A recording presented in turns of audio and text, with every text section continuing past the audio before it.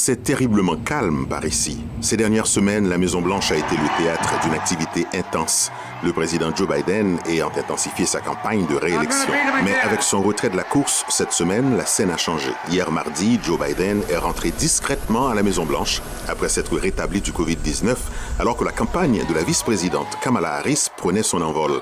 Elle s'est rendue dans le Wisconsin hier à la mi-journée. La campagne adverse, par la voix du sénateur J.D. Vance, colistier de Donald Trump, a choisi de frapper les deux cibles. L'histoire retiendra que Joe Biden n'est pas seulement un lâcheur, ce qu'il est, mais c'est l'un des pires présidents des États-Unis d'Amérique. Mais mes amis, Kamala Harris est 1 million de fois pire. Et tout le monde le sait.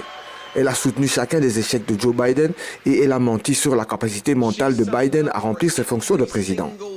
Of Joe Biden's failures, and she lied about his mental capacity to serve as president. À Washington, le secrétaire d'État Anthony Blinken a félicité Mme Harris d'être une voix de premier plan pour la politique étrangère américaine et pour notre diplomatie. Il a toutefois souligné que M. Biden avait encore beaucoup de pain sur la planche, même si Kamala Harris fait campagne pour prendre les rênes. Ce sur quoi elle se concentre intensement, c'est le travail qui reste à faire au cours des 6 prochains mois pour poursuivre les efforts, le travail que nous avons accompli, en particulier pour essayer d'apporter la paix au Moyen-Orient, de mettre fin à la guerre à Gaza, de mettre cette région sur une meilleure trajectoire. Et les analystes sont d'accord.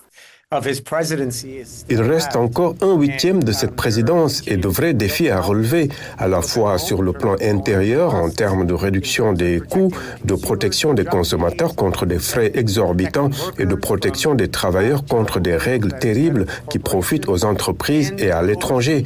Essayer d'apporter un cessez-le-feu et la paix au Moyen-Orient, essayer de continuer à s'opposer à la guerre de la Russie en Ukraine.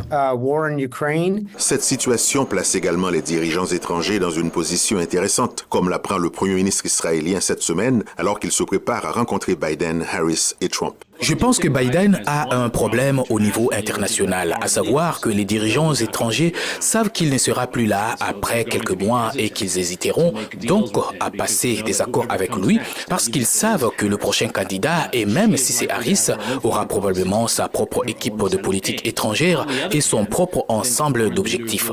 De notre côté, je pense que les dirigeants étrangers voudront accomplir des choses qu'ils peuvent faire rapidement avec Biden parce qu'ils ne sont pas sûrs de ce qui se passera ensuite.